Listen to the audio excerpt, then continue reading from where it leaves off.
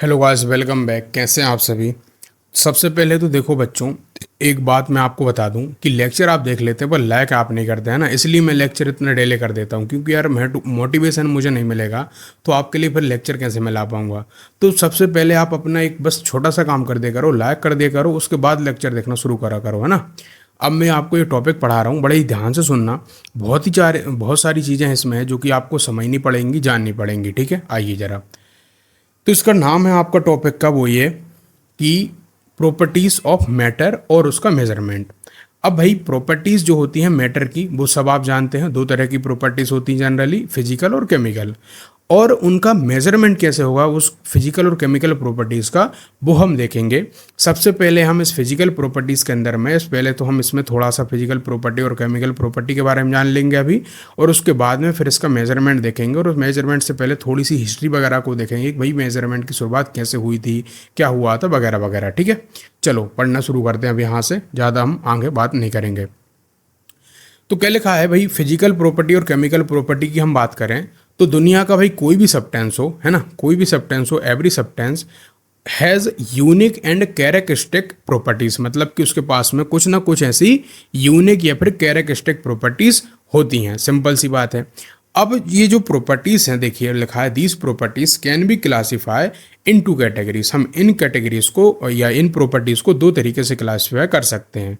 एक कौन, physical properties, जैसा कि अब फिजिकल प्रॉपर्टीज में कौन आता है, जैसे कि उसका कलर हो गया, ऑडोर हो गई मतलब उसकी खुशबू हो गई, मेल्टिंग पॉइंट मतलब कि वो कितना हीट उसको दें तो वो जो है पिघलना शुरू हो जाए, उसका मेल्टिंग पॉइंट होता है।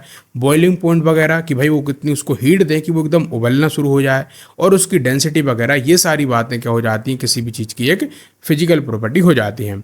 वहीं पे इसके विपरीत बात करें केमिकल प्रॉपर्टीज़ की, तो केमिकल प्रॉपर्टीज़ में जैसा कि उसका क्या हो जाएगा, कंपोजिशन हो जाएगा। कंपोजिशन मतलब कि वो किस तरीके से बना है, क्या उसका फॉर्मूला है, क्या उसका केमिकल फॉर्मूला है, वगैरह वगैरह।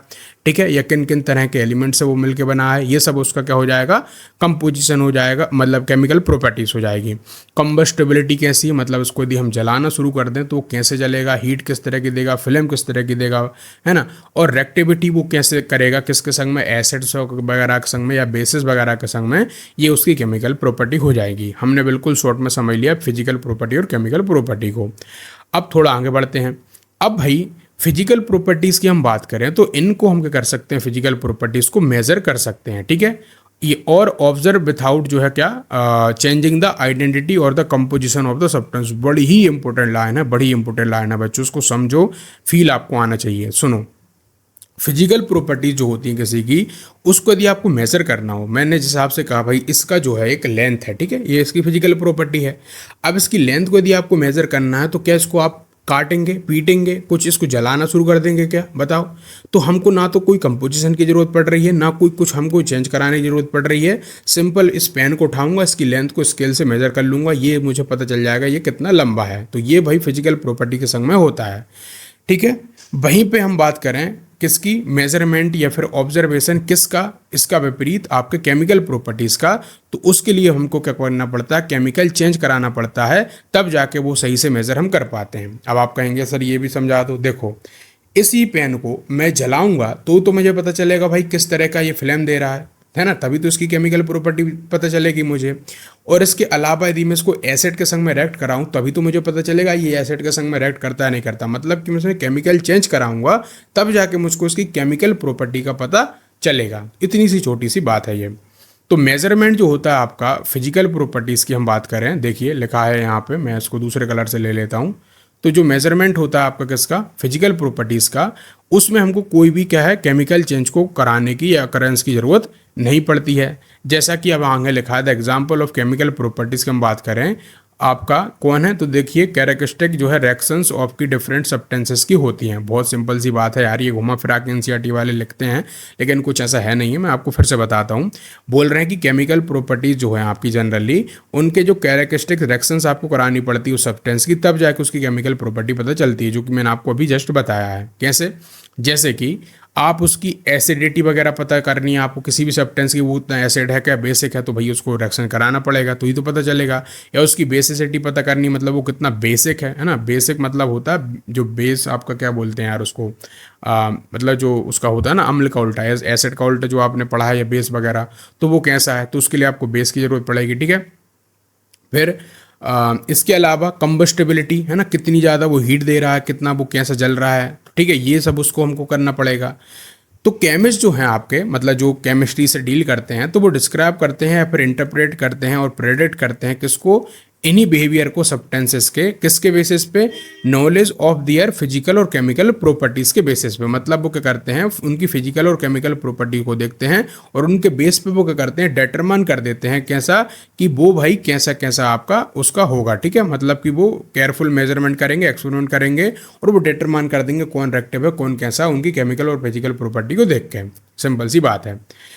अब इस नीचे के सेक्शन में हम समझेंगे इन्हीं सारी चीज़ों को कि भाई कैसे किसी भी फिजिकल प्रॉपर्टीज़ को मेज़र कैसे करा जाता है। सबसे पहले हम यहाँ पे मेज़रमेंट देख रहे हैं किसका, फिजिकल प्रॉपर्टीज़ का।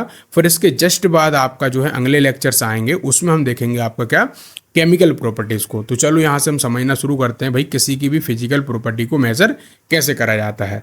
बहुत ही इंपॉर्टेंट बातें यहाँ पे आने वाली हैं आपके लिए, उसको ध्यान से सुनना। देखो, तो जो क्वांटिटेटिव मेजरमेंट है आपका भाई, क्वांटिटेटिव मेजरमेंट है क्या, प्रॉपर्टीज का, इज रिक्वायर्ड होता है आपका कैसा, फॉर साइंटिफिक इन्वेस्टिगेशन। मतलब सिंपल सी बात है कि जब भी आप ये साइंटिफिक जो इन्वेस्टिगेशन कर रहे हैं या फिर आप कोई भी चीज़ को करा रहे हैं, तो उसमें आपको जो ज़रूरत पड़ती है तो उसके लिए हमको क्या करना पड़ता है, उनका क्वांटिटेटिव मेजरमेंट करना पड़ता है। कैसे, फिर से मैं सी पेन का एग्जांपल लेता हूँ आपको समझाने के लिए। केमिस्ट्री में देखो जनरली होता ये है कि आप यहाँ पे फिजिकल चीज़ों से इतना डील नहीं करते बल्कि उनकी केमिकल चीज़ों से डील करते हैं। लेकिन फिर भी समझ लो कि भाई फिजिकल में आपको क्या क्या देखने को मिलता है। तो फिजिकल जो मैं अब आपको बता रहा हूँ, तो फिजिकल में हम जनरली क्वांटिटेटिव देखते हैं। अब क्वांटिटेटिव मतलब कि वो कितना है, ठीक है, मतलब कि उसकी लेंथ कितनी है, मास कितना है, वजन कितना है, कितना वो एरिया कवर कर रहा है, तो ये सारे क्या होते हैं, क्वांटिटेटिव होते हैं। मैं आपको अगले बताऊंगा अभी। तो ये सारी ज़रूरत होती हैं। तो देखो, मैनी प्रॉपर्टी होती है मैटर की, ठीक है, मैटर पदार्थ आप सब जानते हैं, जैसे कि लेंथ हो गया, एरिया हो गया, वॉल्यूम हो गई, ये सारी क्या होती है, प्रॉपर्टी होती है किसी भी पदार्थ की। अब जनरली ये होती है कैसी, क्वांटिटेटिव होती है नेचर में। क्वांटिटेटिव मतलब इनको गिना जा सकता है, 1 2 3 4 5 ऐसे करके। मतलब कि भाई किसी की लेंथ कितनी है, 1 मीटर 2 मीटर, किसी का एरिया कितना है, 1 स्क्वायर 2 स्क्वायर 3 स्क्वायर ऐसे करके। तो क्वांटिटेटिव मतलब उनको गिना जा सके, ठीक है। तो कोई भी जो क्वांटिटेटिव ऑब्जर्वेशन होता है या फिर जो आपका मेजरमेंट होता है आपका, वो रिप्रेजेंटेड होता है, बहुत ही इंपॉर्टेंट लाइन है, ध्यान से सुनना, रिप्रेजेंटेड होता है किससे, नंबर से, और फॉलोड करता है यूनिट्स को। फॉर एग्जाम्पल के लिए इन्होंने बताया आपका, जैसे कि हम बात करें लेंथ किसी की हमने मेजरमेंट करी, तो लेंथ निकल के आई मान के चलो 6 मीटर।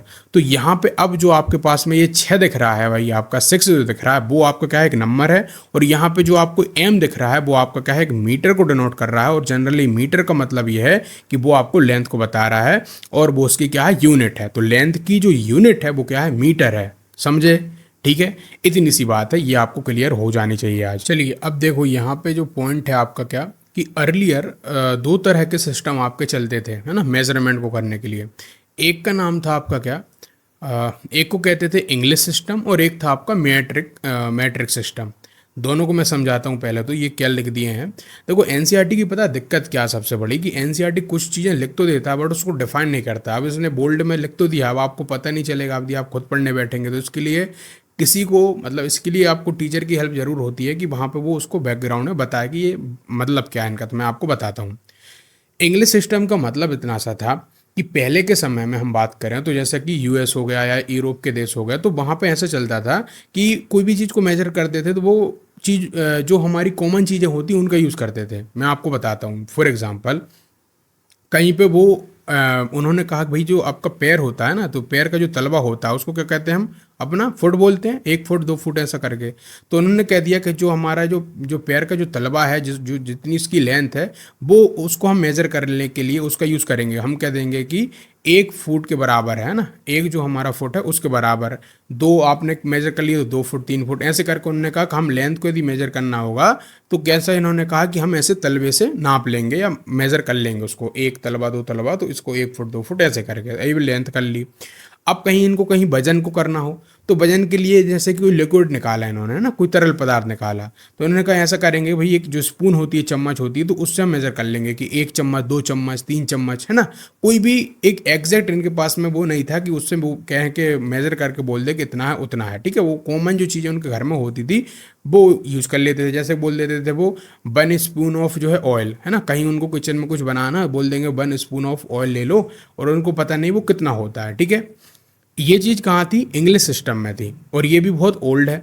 और ऐसे ही अब क्या हुआ कि जब ये फ्रांस का जो रेवोल्यूशन हुआ, तो आपने पढ़ा होगा कि जब फ्रांस जो रेवोल्यूशन हुआ था, तो उसमें आपका एक वेट एंड मेजर को लेके बहुत बड़ी चीज़ें करी गई थी। तो उसी से जो आपका जन्म हुआ है किसका, मैट्रिक सिस्टम का। मैट्रिक सिस्टम जनरली ये कहता है कि आपको भाई साहब किसी की लेंथ मेजर करनी है, तो लेंथ मेजर करने के लिए उसने सीधा कहा कि आप क्या करिए, मीटर का यूज़ कर लीजिए। कैसे, मीटर का। मीटर कैसा, 1 मीटर, 2 मीटर, 3 मीटर। अब आप कहेंगे कि ये क्या भाई, मीटर, 1 मीटर, 2 मीटर, इसका क्या मतलब हुआ। इन्होंने कहा कि जैसे आप इसका मीटर का यूज़ करके मेज़र करेंगे, तो उसको जनरली आप क्या करेंगे, डेसिमल सिस्टम में कर सकते हैं। डेसिमल सिस्टम मतलब कि आप 10-10 का वो मान के चल सकते हैं।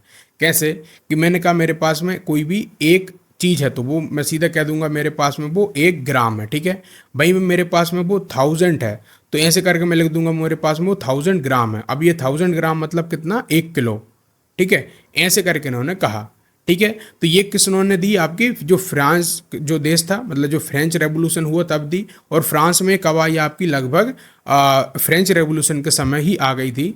लेकिन इसको क्या करा गया, पूरी तरीके से स्टेबलाइज करके एक आपका स्टैंडर्ड सिस्टम बनाया गया, किसको, इस मैट्रिक सिस्टम को। वो आपका 1960 के लगभग में हुआ ये चीज़।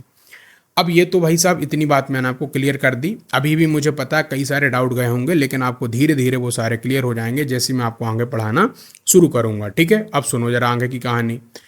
तो क्या हुआ कि इसके लिए ये जो चीज़ है कि जो मैंने आपको अभी कहा कि भाई पूरे देश में सब एक इंटरनेशनल बन गया, एक ऐसा स्टैंडर्ड बन गया, इस चीज़ को समझने के लिए आपको समझनी पड़ेगी कि कॉन्फ्रेंस हुई है, उसको कहा जाता है आपका क्या, कॉन्फ्रेंस, जो कि थी वेट एंड मेजर को लेके, जो कि 11वीं कॉन्फ्रेंस हुई थी, एक जनरल कॉन्फ्रेंस हुई थी। अब इस कॉन्फ्रेंस में ये कहा गया कि भाई जितने भी हम मेजरमेंट कर रहे हैं, तो उनको क्या करेंगे, हम स्टैंडर्ड कर देंगे। मान के चलिए कि यदि आप कहीं पे भारत पे बैठ के स्पेन का मेजरमेंट करके बोलते हैं 1 मीटर की है, या फिर अभी 1 मीटर तो नहीं है, मान के चलो 10 सेंटीमीटर की है, तो कहीं पे कोई अमेरिका में बैठा हुआ कोई व्यक्ति होगा तो वो भी कह देगा ये 10 सेंटीमीटर की है। तो ऐसे करके एक इंटरनेशनल एक सिस्टम बना। इसी को हम कहते हैं कि आपका ऐसा ही करके, है ना, क्या, स्टैंडर्ड ऑफ इंटरनेशनल। क्लियर है, आगे आओ, ठीक है। ये जो ग्रीन बॉक्स में बात दी गई है वो कितनी आपके लिए इंपॉर्टेंट कुछ नहीं है, इसमें सब फालतू की बातें हैं ना, तो वो आपको मैं कभी पढ़ा दूंगा, तो उसको आप टेंशन मत लेना। आपका कोई एग्जाम से उसमें कुछ ऐसा नहीं आने वाला, तो अभी फ्लो मत मिटाओ, जो मैं पढ़ा रहा हूँ वो सुनो। तो मैंने आपसे क्या कहा कि पूरी दुनिया में एक कॉन्फ्रेंस हुई, एक मीटिंग हुई, उन्होंने कहा भाई ऐसा करते हैं कि हम एक इंटरनेशनल सिस्टम बना लेते हैं ना मेजरमेंट करने का। तो अब ये क्या हुआ, आपका एक गवर्नमेंट ने एक ट्रीटी साइन करी, है ना, ऑर्गेनाइजेशन हुआ आपका, और जो कि एक डिप्लोमेटिक ट्रीटी थी, जिसको हम मीटर कन्वेंशन कहते हैं, जो कि साइन हुई पेरिस में जाके, और 1875 में ये हुई। और वहाँ पे जाके ये निर्णय लिया गया कि हम कैसे कैसे किसको कैसे मेजरमेंट करेंगे, भाई किसको कितना मानेंगे, 1 किलो कितना होगा, 2 किलो कितना होगा, 1 मीटर कितना होगा, ठीक है। आज आप एक छड़ लाते हैं 1 मीटर की उठा के, आप जो टेलर होते हैं, दर्जी होते हैं, उनके पास जाइएगा, वो कभी भी कपड़ा वगैरह काटते हैं तो इतनी बड़ी उनके पास छड़ होती है, उससे मेजर करते हैं और आपको कपड़ा काट के दे देते हैं 1 मीटर का। तो ये कहाँ से आ गया, किसने आपको दे दिया। तो उसी कॉन्फ्रेंस में सारी बातें हुई, डिसाइड हुई कि भाई किसको कितना हम मेजरमेंट करें, किसको कितना माने, ये वहाँ पे बातें हुई। और इसमें जो भी चीज़ें थी वो भी आपको मैं बताऊंगा कैसे कैसे हुई। अब आगे सुनो। तो उन्होंने ये सारे डिसीजन लिए, और उन्होंने क्या कहा कि हमें क्या करते हैं, कुछ 7 जो हैं, 7 ऐसी हम इंटरनेशनली एक्सेप्टेड हमारे ऐसा ही बना लेते हैं। अब इनका मतलब क्या था, तो इन्होंने कहा उनको हम क्या कहेंगे, हमारी बेस यूनिट्स कहेंगे। अब ये जो बेस यूनिट होती हैं, वो मतलब था इनका जो टेबल 1.1 में दी हैं, वो ऐसी यूनिट हैं जो कि फंडामेंटली आपकी एक साइंटिफिक क्वांटिटीज़ पे बेस हैं। और उनमें जो है देखो अदर फिजिकल जो क्वांटिटी है, जैसे कि स्पीड हो गई, वॉल्यूम हो गई, डेंसिटी हो गई, तो इनको हम क्या करेंगे, उनकी ड्राफ्ट यूनिट से मेज़र कर लेंगे। बहुत ही घिसी पिटी मतलब बातें हैं यहाँ पे, सारी चीज़ें एक संग आ गई हैं और कन्फ्यूज़ आप हो गए हो, इसलिए मैं आपको पहले से शॉर्ट में करके बताता हूँ। कोई आप यहाँ पे टेंशन मत लो, ध्यान सुनो मैंने क्या बोला है। एक कॉन्फ्रेंस हुई, कॉन्फ्रेंस में जाके लोगों ने क्या करा, एक भाई डिसीजन लिया है ना, सारे देश के लोग आए और उन्होंने डिसीजन लिया कि यार हम मेजरमेंट जो करते थे हम ऐसा कर लेते हैं कि आप जो मेजरमेंट करते हैं वो हम भी करें, हम भी उतना ही माने। जो आप एक छड़ लेते हैं और उसको 1 मीटर कहते हैं तो हम भी उसको एक्सेप्ट करेंगे। मतलब अमेरिका वाले, चाइना वाले, इंडिया वाले, सब ने ऐसा मिलकर निर्णय लिया। ठीक है, अब इन्होंने कहा कि हम ऐसा करते हैं, हमारे लिए 7 ऐसी बेस यूनिट बना लेते हैं जो कि हम मेजरमेंट करने के लिए यूज़ करेंगे। लेकिन जब हमें क्या करना होगा, इन 7 से हट के कोई आपकी कोई यूनिट आएगी। फॉर एग्जांपल मान के चलो कि कहीं स्पीड आ गई भाई। अब स्पीड तो क्या है आपका, जनरली किससे बना है, मैं आपको एग्जांपल से यहाँ पे लिखता हूँ। तो स्पीड किससे बना है, एक तो उसमें कौन है आपका, एक मीटर है, मतलब लेंथ कवर हो रही है, और वो एक टाइम मतलब कि सेकंड में कवर हो रही है, मतलब कि कितने मीटर आप कितने सेकंड में चल रहे हैं। तो यही तो आपकी क्या होती है, स्पीड होती है। ठीक है, तो इन्होंने कहा कि इसको हम बोल देंगे ऐसे करके मीटर पर सेकंड, ये उसकी ड्राइव्ड यूनिट हो जाएगी। और ये किससे बनी है, ये बनी है उन्हीं बेस यूनिट से। यहाँ पे कौन बेस कौन है आपका, मीटर है, और ये आपका सेकंड है। तो ये बेस यूनिट है। ठीक है, मतलब टाइम का जो बेस यूनिट है या फिर टाइम का जो स्टैंडर्ड यूनिट है वो कौन है, सेकंड है। लेकिन वहीं पे आपको एक स्पीड को बताना है तो उसके लिए हमको ड्राइव कर लेना पड़ता है, और वो बहुत ईजी भी होता है। वो आप धीरे धीरे समझेंगे कैसे बेस होता है, कैसे ड्राइव होता है। और ये जनरली फिजिक्स के टॉपिक हैं, और इसको मैंने फिजिक्स का जो लेक्चर था उसमें बहुत अच्छे से समझाया है। लिंक आपको डिस्क्रिप्शन में मिल जाएगी, वहाँ पर जाकर इस लेक्चर को भी देख लीजिएगा, क्लास 11 का जो चैप्टर 1 है उसको। अब मैं आपको सबसे पहले समझाता हूँ कि ये जो बेस यूनिट है वो फिजिकल क्वांटिटीज़ की, और उनकी यूनिट कौन कौन सी इस चार्ट को देखते हैं। और जनरली आपकी कितनी है, 7 हमारे पास में टोटल निकल के आती हैं। ये आपको मैं एक एक करके बताता हूँ। जैसे कि है लेंथ। लेंथ मतलब लंबाई किसी की। तो लंबाई को नापने के लिए आप क्या करेंगे, पहले तो सिंबल जो यूज करेंगे इस फिजिकल क्वांटिटी को शो करने के लिए लेंथ को, वो होगा क्या, एल। और इसको जो आप क्या करेंगे, एसआई जो इसकी यूनिट होगी वो होगी इसकी क्या, मीटर। और मीटर का जो सिंबल होगा वो होगा क्या आपका, एम। इतनी बात क्लियर हुई कि नहीं हुई, बहुत सिंपल मैंने बताया आपको। ऐसे ही आपको क्या करना हो, मास को डिनोट करना हो तो मास को डिनोट करा जाता है किससे, आपका एम से। और मतलब सिंबल है इसका ये। और इसकी जो ऐसा यूनिट है वो है किलोग्राम। मतलब कि आप इसको ऐसा यूनिट में ऐसे 1 किलोग्राम, 2 किलोग्राम, 3 किलोग्राम करके गिनेंगे। अब वो कन्वर्जन जो होता है वो भी मैं आपको सिखा दूंगा कि भाई आपके पास में किलोग्राम नहीं है, कोई उससे भी छोटी आ गई तो कैसे करेंगे। तो आप सब जानते हैं कि 1 किलोग्राम बराबर 1000 ग्राम, तो वो आपको मैं बताऊंगा। तो ऐसे इसको लिखा जाता है। और इसका जो सिंबल है वो कैसा, केजी है, आप बहुत पहले से जानते हैं। ऐसे ही टाइम को टी से डिनोट करा जाता है सिंबल। और इसका जो ऐसा यूनिट है वो है कौन, सेकंड। और इसको जो है आपका एस से डिनोट करा जाता है इसका सिंबल। ऐसे इलेक्ट्रिक करंट आई से डिनोट करा जाएगा, आपका आई इस तरह से लिखा जाएगा। और इसको जो ऐसा यूनिट है इसकी वो कौन है, एम्पियर है, और जिसको हम ए से डिनोट करेंगे। ऐसे ही आपका थर्मोडायनेमिक टेम्परेचर जो हो गया उसको टी से डिनोट करेंगे, जो कि इसका आपका ऐसा यूनिट है वो केल्विन है, जिसको हम के से डिनोट करेंगे। वहीं पे अमाउंट ऑफ सब्सटेंस जिसको हम एन से डिनोट करेंगे, और इसको हम बोलेंगे आपका क्या, मोल करके। और मतलब इसकी जो ऐसा यूनिट है वो मोल होगी, और मोल को ऐसे करके रिप्रेजेंट कराया जाएगा।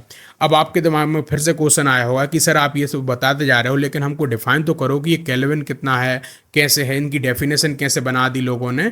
वो भी अभी आपका आने वाला टॉपिक, मैं वहाँ पे आपको समझाऊंगा कि एक जो मीटर है उसको मीटर ही क्यों कहते हैं। केल्विन जो हमारा टेम्परेचर को मेजर करने की ऐसा यूनिट है, उसको केल्विन वो कैसे आया, कैसे उसका नाम पड़ गया, कहाँ से आई, है सारी बातों को मैं बताऊंगा। तो कोई भी टेंशन नहीं लेना, बस लाइक जरूर करना आपको वीडियो को, और कमेंट बॉक्स में आपको मुझे बताना भी है, ठीक है, कि मैं पढ़ा कैसे रहा हूँ, आपको कुछ समझ आ रहा है कि नहीं आ रहा है। तो गाइस इस लेक्चर की देखिए लेंथ आपकी बढ़ गई है। तो क्या करते हैं कि जो अगला वाला पार्ट है कि भाई डेफिनेशन जो है किस तरह से ये डिफाइन हुई हैं, अलग अलग जो हमारी बेस यूनिट हैं या फिर जो भी यूनिट्स की मैंने बात करी है, तो वो कैसे उनकी डेफिनेशन बनी है, मैं उसको अगले जो लेक्चर आने वाला, जो अगला पार्ट आएगा उसमें इसको समझाऊंगा, और बहुत ही डीप में और डिटेल में समझाऊंगा।